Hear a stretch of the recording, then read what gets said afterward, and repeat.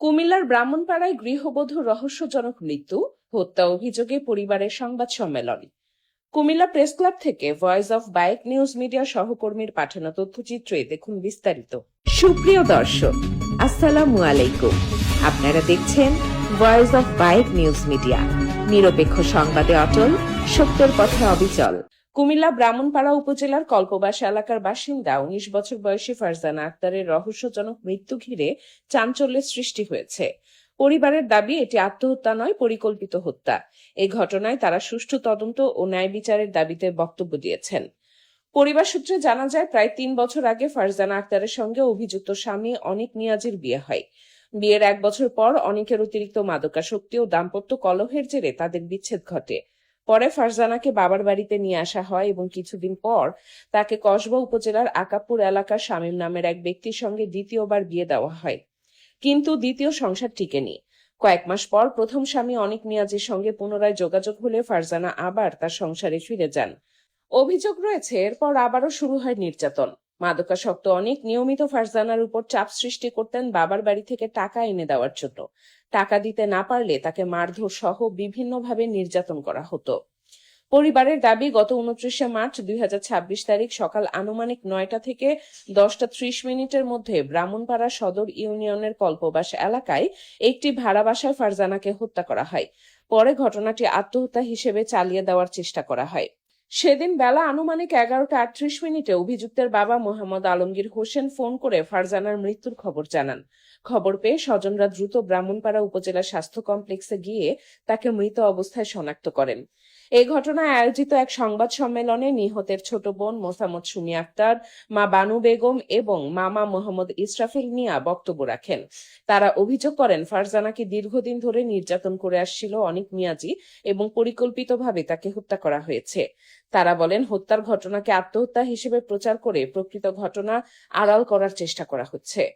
সংবাদ সম্মেলনে আরো উপস্থিত ছিলেন নিহতের বাবা মোহাম্মদ আবুল কাশেম, মারুফা বেগম এবং বড় ভাই মোহাম্মদ সুমন মিয়া। নিহতের পরিবারের অভিযোগ, তারা ব্রাহ্মণপাড়া থানায় হত্যা মামলা দায়ের করতে গেলে পুলিশ তা গ্রহণ করেনি, বরং থানার এসআই সুজন আত্মহত্যার প্রচারণার অভিযোগে একটি মামলা নথিভুক্ত করেছেন। তা নিয়ে তারা অসন্তোষ প্রকাশ করেন। ঘটনাটি এলাকায় ব্যাপক আলোড়ন সৃষ্টি করেছে, স্থানীয়দের মধ্যেও ক্ষোভ বিরাজ করছে। নিহতের পরিবার দ্রুত সুষ্ঠু তদন্তের মাধ্যমে প্রকৃত ঘটনা উদ্ঘাটন এবং জড়িতদের দৃষ্টান্তমূলক শাস্তি নিশ্চিত করার জন্য সংশ্লিষ্ট কর্তৃপক্ষের হস্তক্ষেপ কামনা করেছেন। Dahlia Nasrin, voice of bike news media. ওরা বলে আমার বোন নাকি ফাঁসি দিয়ে মারা গেছে। যদি আমার বোন ফাঁসি দিয়ে মারা যেত, তাহলে ওরা কেন আমার বোনকে ফাঁসি থেকে নামাইয়া না হসপিটাল ফেলে রাখলো? পুলিশে নিয়ে যে আমার বোনকে উদ্ধার করতো, ওরা কেন নামে আনলো? হসপিটাল আমরা পাইছি, আমরা তো বাসায় পাই নাই। আর আমার বোন যে ওরা বললো আমার বোন ফাঁসি দিছে, ওরার কাছে কি প্রমাণ আছে? ওরা কি জানে? ওরা মিথ্যা কথা কেন বললো? মারার কারণ কি? কেন মারছে? মারার কারণ নেশা করে করে ওরা মারতো। ওর ফ্যামিলির সবাই জানতো ও যে নেশা করতো। ওরা কেউই প্রতিবাদ করতো না। ওর ছেলে যখন আমার বোনের মারতো, ওরা সহ ধরে আমার বোনকে অত্যাচার করতো, মারতো। ওর 2 বোন ছিল, ওর 2 বোন আরো বেশি মারতো আমার বোনকে, উঠতে বইতে আমার বোনকে অত্যাচার করতে, খাবার পড়ার সব কিছুর অভাব দিত। যখন আমার বোনে ওরা খাবার পড়ার কোনো টাকা পয়সা তুললো না, আমাদের কাছে ফোন দিয়ে বলতো, আমরা না পারে কিছুদিন পর পর কিছু টাকা দিতাম, এই 2-3 দিন ভালো যাইতো। তখন সে টাকা শেষ হয়ে যেত, আবার আমার বোনকে মারধর করতো। তখন মারধর করার পরে এমন করতে করতে 3 বছর আমার বোন এই সংসারের মধ্যে ছিল। থাকার পরে শেষে এখন আমার বোনকে ওরা মারা ফেলে। আমি এখন আমার বোনের বিচার চাই। আমার বোনকে যে মারলো, ফাঁসির বিচার চাই। আমার বোনকে ফাঁসি দিয়ে ওরা মেরে ওরা আমার বোনকে ঝুলাই রাখছে, এর বিচার আমরা চাই, ন্যায্য বিচার চাই।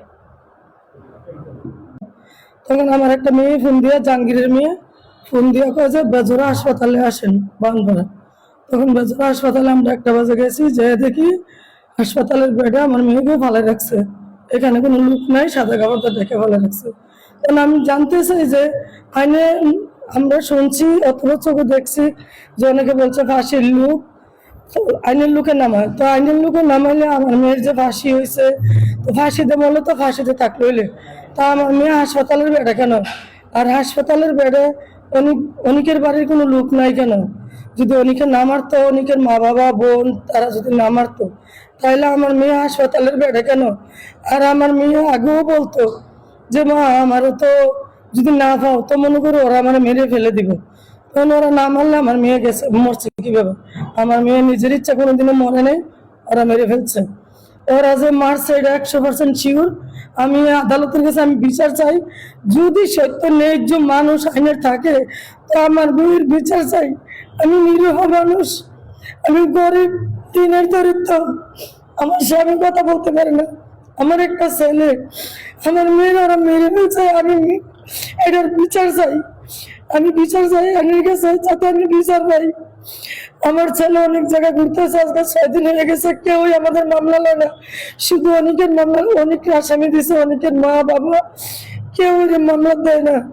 আমার মেয়ে নিজে আত্মহত্যা করছে না, ওরা মেরে বলছে, আমি 100% শিওর দিতে পারি ওরাই মারছে, আমার মেয়ে নিজে মনে নেই।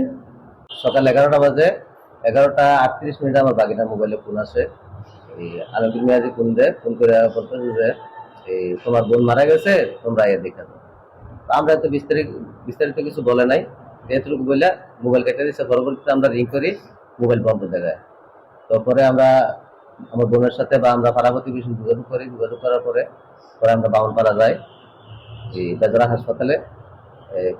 মাঝখানে আবার এসআই সুজন আমার বাগিনার মোবাইলে ফোন দেয়, ফোন দেওয়ার পরে তখন আমরা হাসপাতালে যাই। যাওয়ার পরে গিয়ে দেখি যে আমার বাগিনীর লাশ এই একটা করে ফেলা রয়েছে, মানে এখানে কোনো লোকজন নাই, শুধু এসআই সুজন আছে আর একজন কনস্টেবল আছিল। তো আমরা ওই অবস্থায় গিয়ে তারা দেখতে পাই। তো পরবর্তীতে আমরা মামলা করতে যাই। মামলা করতে যাওয়ার পরে এই এসআই সুজন উনি আমাদের স্টেটমেন্ট না লেখা ওনার মন করার মতো উনি স্টেটমেন্ট লিখছে। কিন্তু পরবর্তীতে আমি প্রশ্ন করলাম যে স্যার, আমরা তো বাদীপক্ষ, তার আমি কারে আসামি করবো না করবো এটা আমার এখতিয়ার, যারে আমার সন্দেহ হয় তারে আমি আসামি করবো। উনি বলতেছে যে না, শুধু স্বামী এখানে আছে, স্বামীরে আমরা আসামি করতে পারবো, আর কেউ আসামি দিব না। তো তখন আমি অনেকক্ষণ মানে তর্ক বিতর্ক করার পরে এই থানা থেকে আমরা আইয়া করি। আর পরবর্তীতে এই শুধু এই স্বামীকেই আসামি করে অনেক মেয়াদি।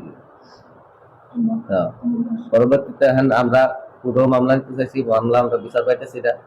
তো আপনাদের কাছে আমাদের এতটুকু আবেদন, প্রধানমন্ত্রীর কাছে আমরা আবেদন, প্রশাসন এবং উপর লেভেলে যারা প্রশাসনিক ক্ষমতায় আছেন তাদের কাছে আমরা আকুল আবেদন যে আমরা যেন এই হত্যার সুষ্ঠু বিচারটা পাই। এটাই আমরা অনুরোধ আপনাদের কাছে, যে ভালোভাবে তদন্ত করে আমরা যেন সঠিক বিচারটা পাই, এটাই আমাদের আবেদন।